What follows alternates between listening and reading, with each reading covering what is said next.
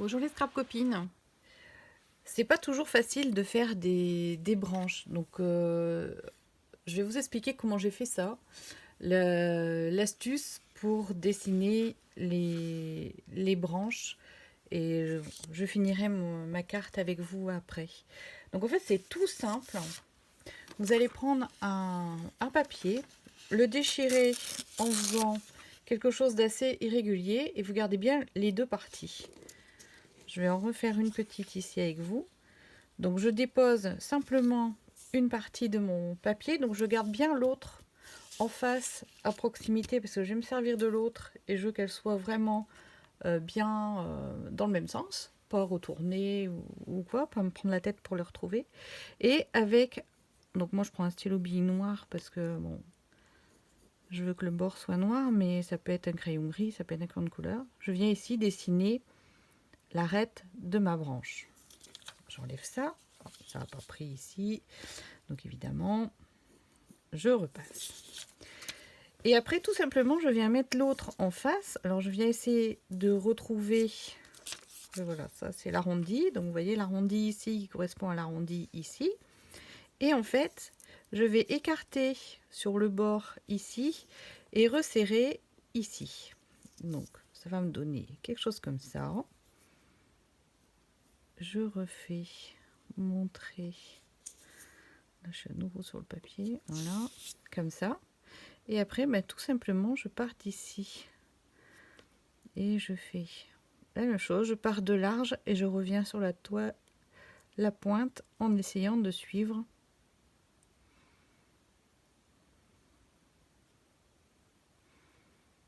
Voilà, comme ça. Et j'ai ma dernière branche de dessinée. Tout simplement, avec deux bouts de papier, vous jouez sur l'angle pour former la largeur du départ et la pointe à l'arrivée. Et selon votre déchirure, vous avez des branches tout à fait sympas sans vous prendre trop la tête. Alors on va finir ce kiss ensemble. Pour refaire les branches avec les boules rouges, j'ai utilisé un petit tampon comme ça que je suis venue tamponner en mettant bien le bout de la queue sur le bord des branches. Et celle-ci, vous voyez qu'il y a une queue plus courte. En fait, j'avais pris simplement un cache et j'avais tamponné juste la tête de mes petites boules. Je les ai mises en rouge avec ceci, qui est un pinceau qui est vendu chez Action, que franchement je trouve super. Et vous pouvez voir que j'ai tamponné des flocons à la Versamark et que je les ai embossés. Je ne sais pas si vous voyez, si ça brille, je les ai embossés en clair pour qu'ils restent blancs quand je vais colorier mon fond. Donc pour l'instant, je vais m'occuper des branches. Donc pour faire les branches, je vais tout simplement prendre mon plastique, me mettre une encre marron. Voilà, ici, et je vais prendre un petit peu d'orangé pour dire de mixer mon marron, qui soit pas trop uniforme. Je vais utiliser mon pinceau à réserve d'eau et je vais tout simplement colorer dans mes branches. Alors je vais mettre des nuances. Alors c'est pas un super papier pour l'aquarelle, mais ça suffit pour le résultat que je vais obtenir, quelque chose de très irrégulier. Le but c'est d'avoir les couleurs un peu comme dans le bois. Quand on regarde un bois, on n'a pas les mêmes nuances selon les nervures, les nœuds. Vous voyez, je mélange un peu d'orange, le marron. Donc, vous pouvez faire ça avec n'importe quelle méthode. Si vous ne voulez pas faire de l'aquarelle, vous prenez un feutre. En ce moment, je suis très aquarelle. C'est par période. Voilà. Hop, je me retourne. Alors, vous allez voir que dans les endroits où le flocon passe, la couleur n'accroche pas. C'est fait exprès pour donner l'impression que le flocon passe devant la branche.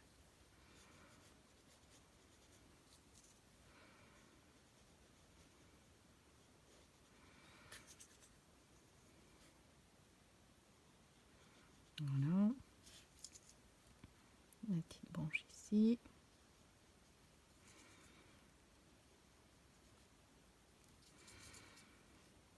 Celle-ci.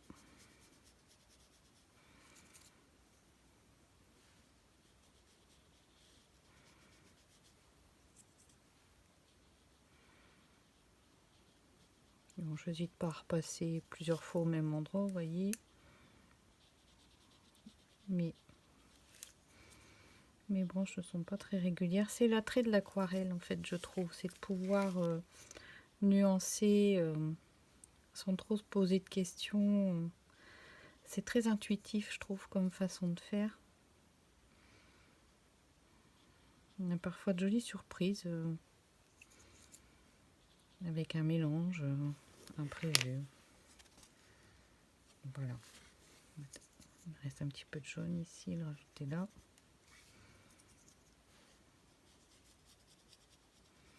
Alors, le but ici, c'est de faire ressortir le flocon. Donc, je remets de la teinte avec ce qui reste sur ma palette pour faire ressortir mon flocon. Voilà. Plus c'est foncé, plus le flocon ressortira évidemment.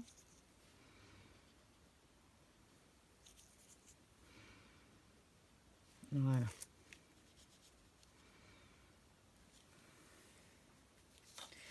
Alors, je vais laisser sécher un petit peu le temps que ça sèche. Je vais m'occuper du bord. Donc, j'utilise toujours mon vieux tampon noir pour faire mon bord. Donc, je passe de l'intérieur vers l'extérieur ce coup-ci pour avoir l'ombre mais sans trop de présence à l'intérieur de la carte. Ça, si je fais dans l'autre sens, je vais avoir les traînées. Ça dépend vraiment du rendu qu'on veut obtenir. Voilà, j'arrête.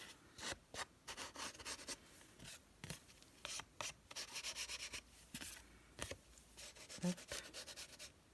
Voilà. Voilà, donc pendant ce temps-là, ça a séché. Je vais récupérer mon chiffon et je vais frotter tout doucement, enlever un peu s'il reste de l'eau sur les flocons. Voilà. Et donc du coup, je vais faire mon fond maintenant avec, pareil, avec de l'aquarelle. Je nettoie ça pour pas avoir de mélange impromptu. Bon, et je vais prendre mes aquamarqueurs. Donc je vais prendre un bleu ciel, un bleu un peu plus soutenu et un gris. Je vais me faire ici une palette.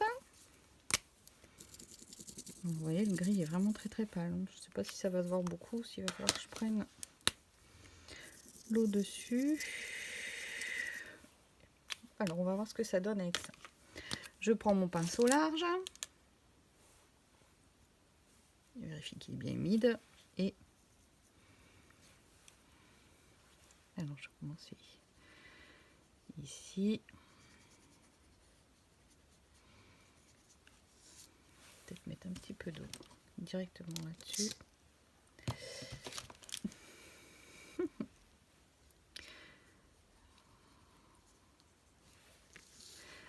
Alors, après, si ça marche pas, je reviendrai remettre directement au-dessus.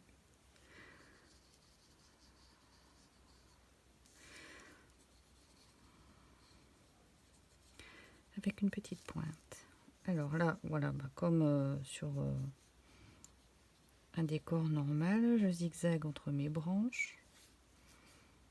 J'essaye de pas trop frotter dans les boules parce que je veux pas que la couleur rouge diffuse dans ce qui représente le ciel en fait.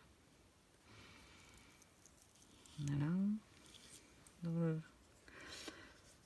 Le bleu gris, je le trouve assez bien pour un ciel hivernal.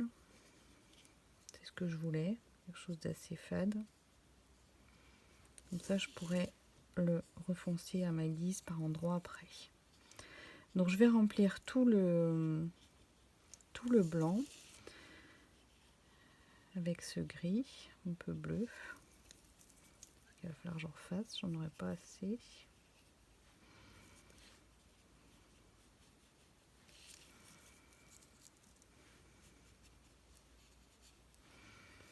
Non.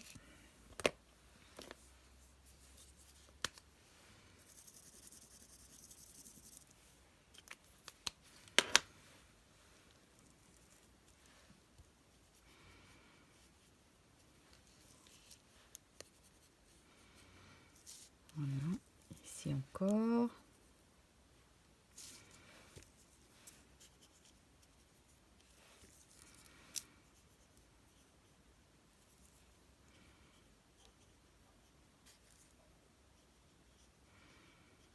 L'avantage de ce pinceau large, c'est qu'on peut faire des grandes surfaces et on peut aussi aller dans les détails en le mettant de profil.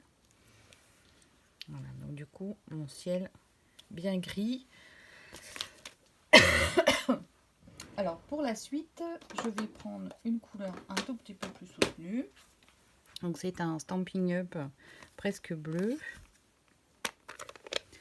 Et là, je vais utiliser directement ma boîte. Alors, je vais partir sous les branches comme ça pour faire l'ombre.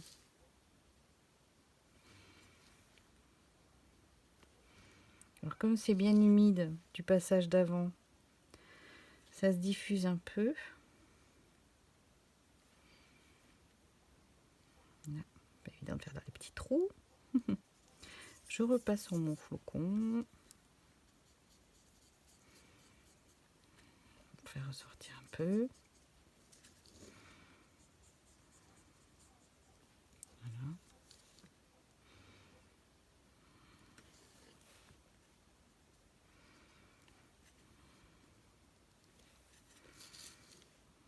Ici aussi.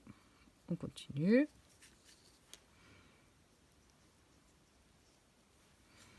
Et quand je rencontre un bout de flocon, je force le trait. Petite brochette ici, on n'a pas eu.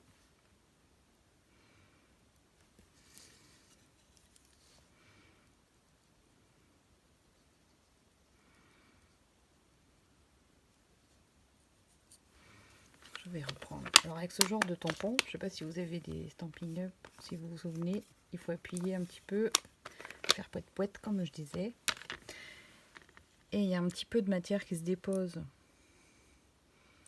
sur le couvercle, ce qui fait qu'après, pour s'en servir comme palette, c'est super. C'est l'avantage de ces couvercles.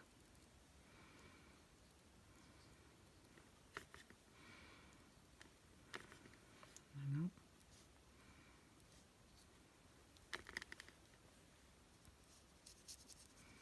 Alors ici, je vais forcer le trait sur le flocon. Là aussi.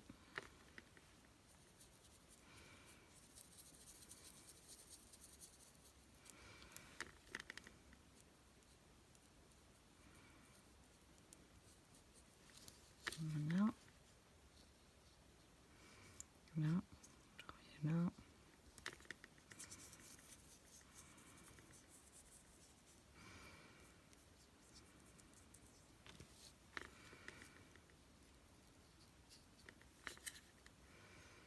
Tout le monde a eu son ombre, je regarde bien. Si, j'ai pas oublié de branche.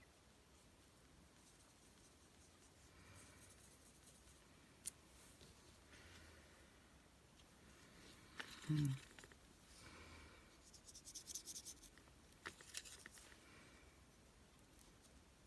petit peu les bords ici et ici aussi. Faire le coin.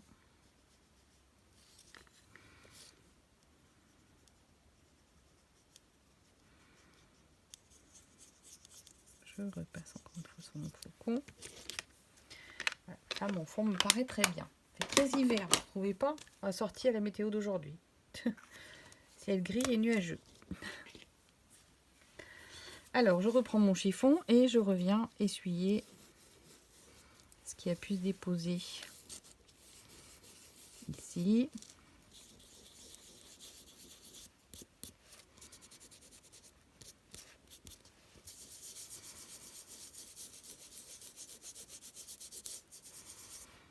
Voilà.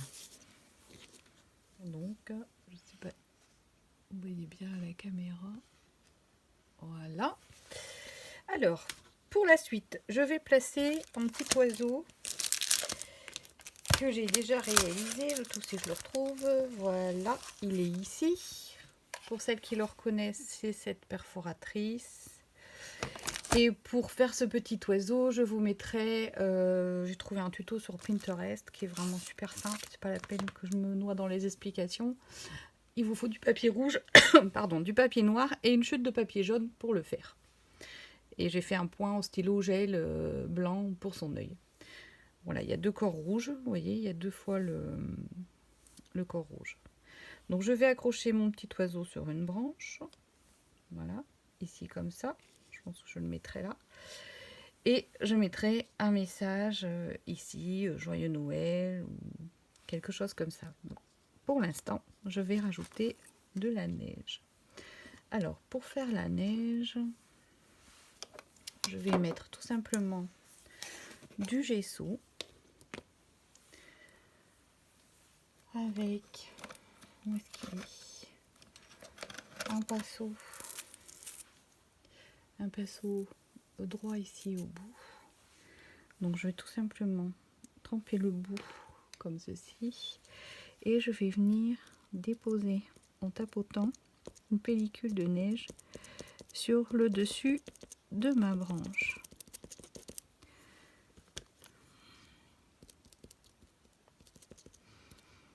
Là, voilà. Vous voyez ce que ça fait? Sympa. Hop. Alors, pour pas frotter avec ma main, je vais venir ici. Donc là, c'est un peu déstabilisant parce que du coup, il faut bien s'imaginer que le dessus, c'est le dessous.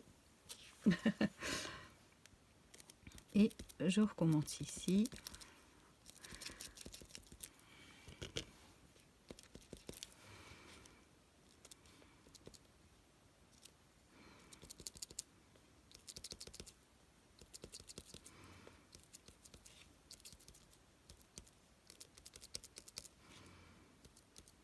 Un petit peu ici sur mes petites boules. Voilà. Alors lui, j'ai dit je le posais là. Donc j'en mets un petit peu ici.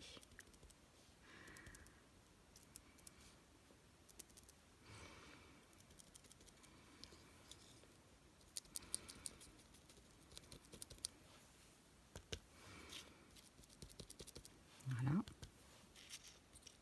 Oups. Hop là. Tant que c'est pas sec, on peut l'enlever.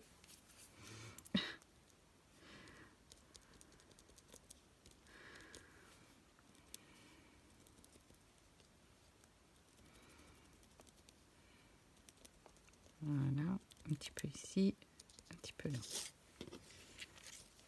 Voilà, alors ici, là il n'y en a pas beaucoup, on va en remettre un peu. Alors on peut faire des monticules par endroits. Voilà.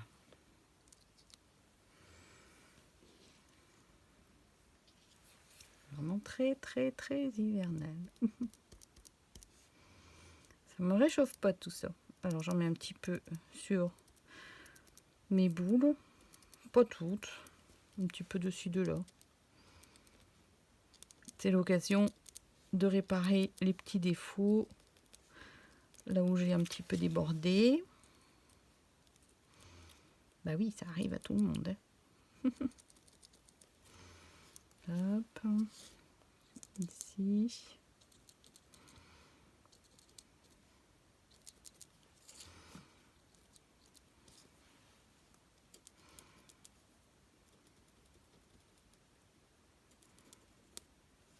Voilà.